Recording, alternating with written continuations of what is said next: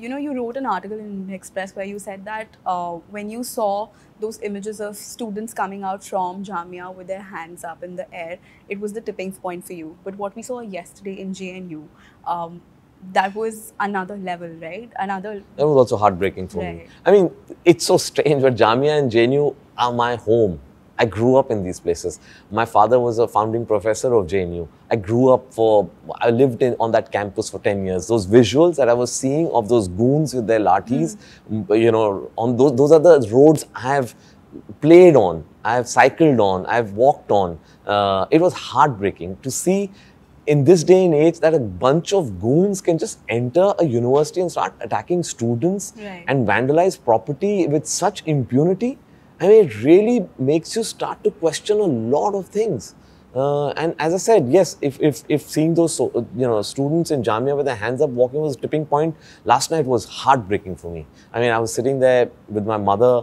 My father is no more there, but I could see the effect it was having on her. She's 86, and I get very emotional at all. It's heartbreaking. I couldn't even get myself to hold her hand. I could see what she was going through. That's not the India she brought us up in. Kabir, we saw you at the protest in Mumbai when masses were gathering to raise their voices against CA.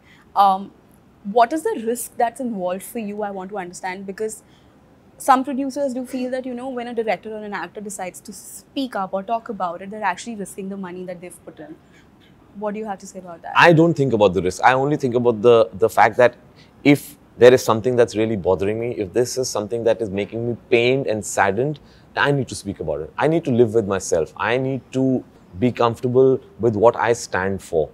If I start, I'm not saying I'll be foolhardy and throw everything and, risk people's lives and money and, jeopardize their careers. I will not do that. But at the same time, I need to stand for what I believe in. Otherwise, that's not me, and then people should not be working with me. So when I see something which I believe is one of the strongest pillars of our country, which is the secularism of our country, which is what I believed in, I grew up in, I'm a product of it. I'm a product of a mixed marriage. Right. My wife is a Hindu. I'm a Muslim by name. We both not really practicing our religions, but the point is that's part of our legacy, our culture, our heritage, and that's the way I want my children to grow up. In the same environment where we grew up, where we got best of both the worlds. Right. We celebrated every festival.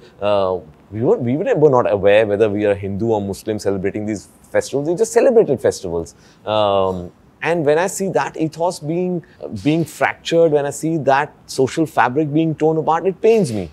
And therefore, I express it. I happen to be a public figure, so that when I express it, it gets a little more attention than the next person. But I do believe that we must, if we love our country, we must speak up whenever we feel that something is going wrong according to us in the country. And it's not about governments. By me speaking up, it's not me going against a government or this political party or that political party, because governments do not represent a country. Governments will come and go. The country is our country. And I feel that in a democracy, we all have the right. If I'm feeling pained, or you are feeling pained, or anybody else is feeling pain at what's happening in the country, speak up. That's what a democracy is about. It's about debate. It's about saying that, hey, I'm not happy with this. I might be right, I might be wrong, but I have the right to say it. Right. As you rightly mentioned that you were not brought up with this kind of environment that you're in. But what is the difference that you feel that when you were growing up as a Muslim and as a Muslim today, what is the change that you feel that's... I just feel that religion is becoming an issue now. When I was growing up, religion was not an issue, at least not in my life. For the first time, I'm feeling that a lot of things are being looked through the prism of religion. Whether I'm a Muslim, whether I'm not a Muslim, I didn't even think about this. I was just an Indian growing up in India. Yes, by name, Kabir Khan, I am Muslim, would be recognized as Muslim. I'm not a practicing Muslim, but as I said, my religion is part of my culture and my heritage. And today I feel that too much is being made about it. Religion seems to be pervading all aspects of our life. Right. And what is the tragic part is it seems to be dividing much more than it did. You hear polarizing statements coming from different quarters. You hear of actions that are being taken on the basis of people's religious differences.